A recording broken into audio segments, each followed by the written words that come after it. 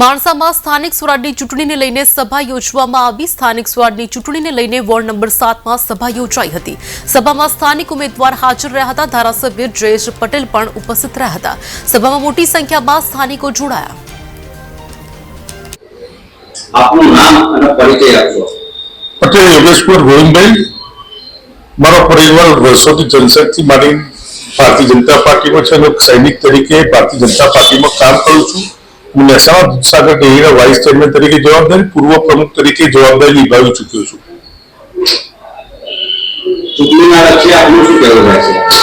માણસા નગરપાલિકાની ચૂંટણી 16 તારીખે યોજાવાની છે અને અનુસંધાનમાં હું એટલું જ કહીશ કે 1995 પછી ભારતીય જનતા પાર્ટી સતત જીતતી આવી છે અને પોતે વહીવટમાં બેસીને પ્રજાજનોનું માણસા શહેર સુંદર બનાવવામાં એક સહભાગી પણ ભારતીય જનતા પાર્ટીના કાર્યકર્તાઓ બન્યા છે।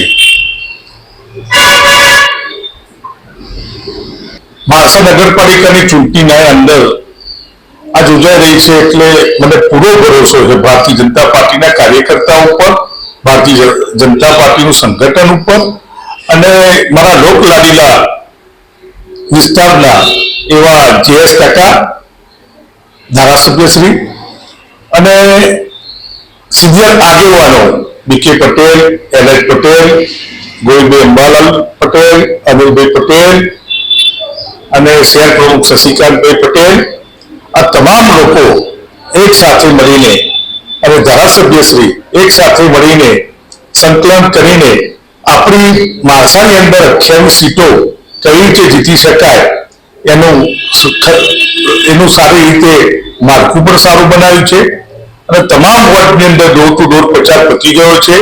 એક પણ ઘર ભારતીય જનતા પાર્ટીના કાર્યકર્તાએ મુલાકાત માટે છોડી નથી। ડોર ટુ ડોર પ્રચાર, ગ્રુપ બેઠકો, અમારા લોકલાડીલા ધારાસભ્ય શ્રી JS પટેલ રાત દિવસ માણસા નગરપાલિકાની ચૂંટણીની અંદર સતત પોતે રાત્રે સવારે 8 વાગ્યાથી માંડી રાત્રે 1 વાગ્યા સુધી પોતે જાગરણ કરીને મારી ભારતીય જનતા પાર્ટીની વધુ સીટો કઈ રીતે આવે એના પ્રયત્નમાં સતત કામ કરી રહ્યા છે। બીજું કે આ માણસા એ અમિતભાઈનો વિસ્તાર, અમિતભાઈ પોતે અહીંના વતની છે અને પ્રજાજનો પણ રાહ જોઈ રહ્યા છે કે અમે અમિતભાઈ સાહેબને 28 કમળ ખીલીને એમને અર્પણ કરીએ, ભારતીય જનતા પાર્ટીને અર્પણ કરીએ। અને બીજું કે અમિતભાઈ શાહ સાહેબ માણસા વતનના છે એટલે વિકાસનો વંજાર તો આ વર્ષે ખૂબ જ થયો। એમને એક મેડિકલ કોલેજ, 450 બેડની હોસ્પિટલ, સ્પોર્ટ ગ્રાઉન્ડ, આ બધું જ અમિતભાઈના સહકારથી, ભારતીય જનતા પાર્ટીની સરકારના સહકારથી અને અમારા લોકલાડીલા ધારાસભ્યના સહકારથી આજે માણસાનો વિકાસ આજે ઉત્તર ગુજરાતની અંદર 1 નંબરનો થયો છે। એટલે પ્રજાજનો ચોક્કસ મને પૂરો વિશ્વાસ છે કે માણસાની પ્રજા બુદ્ધિજીવી પ્રજા છે એ સંપૂર્ણપણે આ વખતે ભારતીય જનતા પાર્ટીને 28 સીટો આપવા માટે આતુર પણ છે અને મને વિશ્વાસ છે મારી પ્રજા ઉપર અને મારા ભારતીય જનતા પાર્ટીના કાર્યકરો ઉપર વિશ્વાસ છે, મારા સંગઠન ઉપર વિશ્વાસ છે અને મારા લોકલાડીના ધારાસભ્યો ઉપર વિશ્વાસ છે। એટલે મને સંપૂર્ણ વિશ્વાસ છે કે ગુજરાત સરકારના મુખ્યમંત્રી શ્રી ભૂપેન્દ્ર દાદા પણ એક સરળ સ્વભાવના મુખ્યમંત્રી જ્યારે મળ્યા હોય ત્યારે એમને પણ જોઈ પ્રજા આજે એમને પણ મત આપવા માટે કોઈ વ્યક્તિ એવો નથી કે ભૂપેન્દ્ર દાદાના સરકારના, ગુજરાત સરકારના વિરોધ બોલી શકે।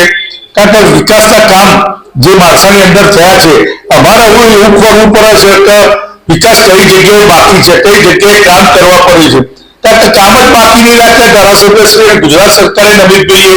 એટલે કામની બાબતમાં અગ્રેસર માણસા શહેર છે એટલે મને ચોક્કસ પૂરો ભરોસો છે માણસા શહેર ઉપર અને માણસા શહેરની પ્રજા ઉપર।